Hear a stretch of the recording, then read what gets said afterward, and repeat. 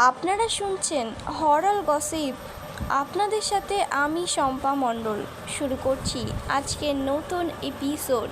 আজকের গল্পের নাম ভয়ঙ্কর রাত। রাত্রের অন্ধকারে নিবৃত্ত এক কালো ছায়ার ঘোরাফেরা, অনবরত তার উপস্থিতি যেন আমাদের মনের মধ্যে ভয়াবহতা সৃষ্টি করে। বাইরে ঝমঝম করে বৃষ্টি পড়ছে, তার মধ্যে বসে আছে মিহির। সচরাচর বৈদ্যুতিক সংযোগ থাকে না বৃষ্টির দিনে। অন্ধকার রাত, চারপাশে ঝোড়ো হাওয়া বইছে।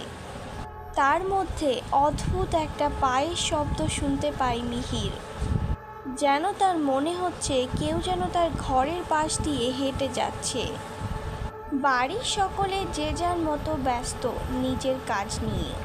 এই সময় বাড়ির সকলে নিচেই থাকে, রান্না বান্না নিয়ে ব্যস্ত থাকে।